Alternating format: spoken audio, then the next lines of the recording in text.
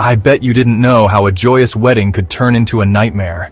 It was February 2018. Soumya Sekhar Sahu, a bright software engineer, was getting married. His bride was the lovely Reema Sahu.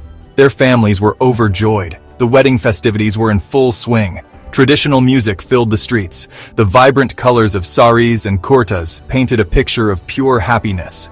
Laughter echoed, and blessings were showered upon the young couple. The rituals were deeply rooted in Odia culture.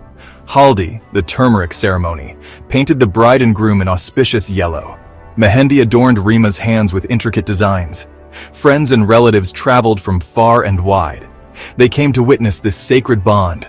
The scent of marigolds and incense hung heavy, a fragrant promise of prosperity. Food, a central part of any Indian wedding, was abundant and delicious. Every detail spoke of love and careful planning. Soumya Sekhar and Reema were now husband and wife. Their journey together had officially begun.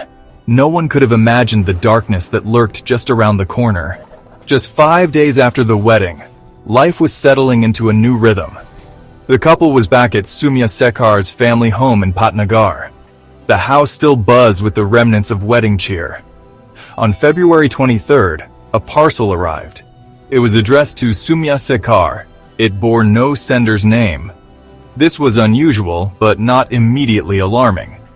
In the aftermath of a wedding, unexpected gifts were not entirely uncommon. The parcel was neatly wrapped. It looked innocuous, like any other package. Soumya Sekhar, his wife Reema, and his elderly grandmother Jamamani Sahu were present. They gathered, perhaps with a sense of mild curiosity. Who could have sent this? What could it contain? The anonymity of the sender might have sparked a brief discussion. The decision to open it was made. A simple, everyday action. An action that would irrevocably alter their lives. The parcel held not a gift, but a carefully crafted instrument of death and destruction. As Soumya Sekhar Sahu began to unwrap the parcel, the unimaginable happened. A deafening explosion ripped through the quiet afternoon. The force was immense, brutal. It shattered the peace of their home in an instant. The room was thrown into chaos. Smoke, dust, and debris filled the air. The joyous atmosphere of days before was replaced by sheer terror. The gift, so innocently received, had revealed its deadly secret. It was a bomb, a parcel bomb. The impact was devastating. Soumya Sekhar, who was closest to the parcel, bore the brunt of the blast. He was grievously injured. His grandmother, Jamamani Sahu, who was also nearby, suffered severe injuries too. Reema Sahu, the new bride, was also critically injured. The sounds of the explosion alerted neighbors. They rushed to the scene, only to be met with a horrifying sight. Soumya Sekhar and his grandmother, Jamamani, were rushed to the local hospital. Soumya Sekhar, the young groom, succumbed to his injuries on the way. His grandmother passed away at the hospital. Reema Sahu, the young bride, was battling for her life. The explosion had inflicted terrible injuries upon her. She was in critical condition. Her body was scarred, her spirit wounded. Just days into her marriage, she had lost her husband. She had witnessed the death of his grandmother. Her own life hung precariously in the balance. She was rushed from the local hospital to a more advanced facility in Burla. Every moment was crucial. Doctors fought tirelessly to save her. The physical pain was immense. Burns and shrapnel wounds covered her body. But the emotional trauma was perhaps even greater. The joy of her wedding was now a distant, painful memory. The man she had pledged her life to was gone. Her new family was shattered. The shock and horror of the incident were overwhelming. She lay in a hospital bed, surrounded by the sterile environment of an ICU. Her fight was not just against her injuries, but against the crushing weight of despair. Reema's survival became a focal point of prayers and hope. Yet, she fought. The police were immediately on the scene. A high-level investigation was launched. This was no ordinary crime. It was a meticulously planned murder. The use of a parcel bomb indicated a cold, calculating mind. The crime branch of Odisha police took charge. Their task was daunting. Who would commit such a heinous act? What could be the motive behind such brutality? The public demanded answers. Justice was sought for Soumya Sekhar and his grandmother. Initial investigations faced a wall of silence. There were no immediate suspects. The parcel had no sender's name. It had been sent via a courier service from Raipur, Chhattisgarh. This added a layer of complexity. Investigators had to trace its journey. They questioned family members, friends, and acquaintances. They explored various angles. Was it a personal vendetta, a business rivalry, or something else entirely? The police team worked tirelessly. They sifted through evidence from the blast site. They analyzed call records. They interviewed courier company employees. The sender had used a fake name and address. The lack of early leads was frustrating. As the investigation progressed, a name began to surface. Punjalal Meher. He was an English lecturer at Jyoti Vikash Junior College in Bhainsa, the same college where Soumya Sekhar's mother, Sanjukta Sahu, was the principal. This connection was significant. Punjalal had previously held the position of principal. He had been replaced by Sanjukta.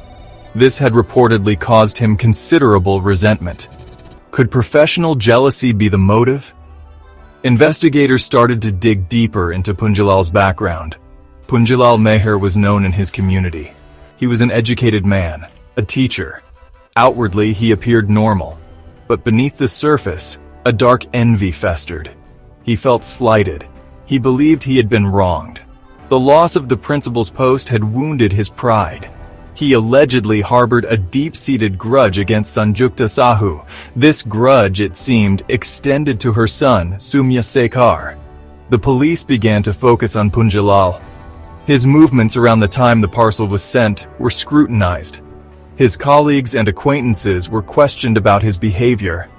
A picture started to emerge. A picture of a man consumed by bitterness. The police pieced together the evidence.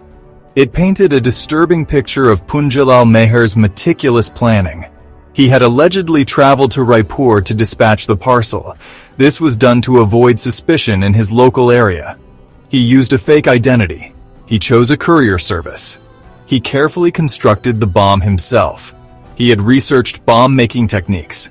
This was not an impulsive act. It was a cold, calculated murder plot.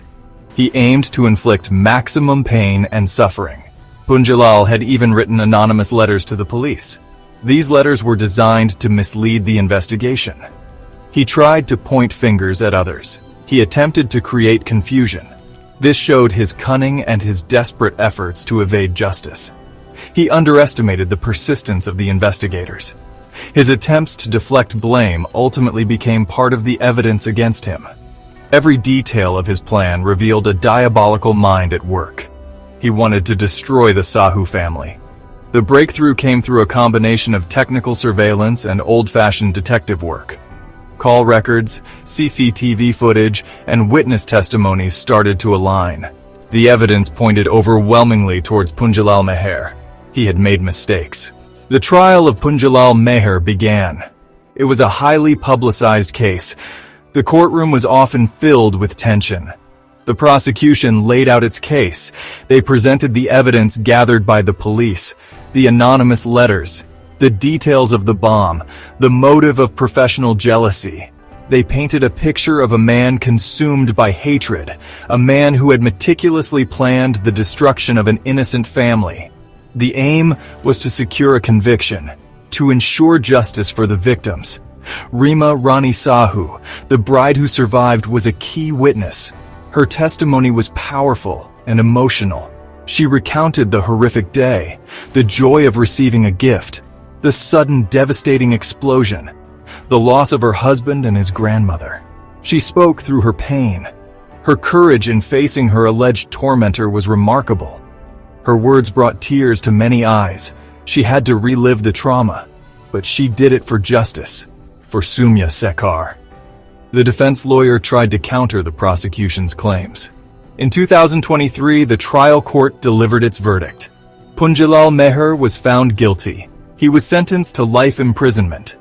For many, the verdict brought relief, but for the families, the pain remained.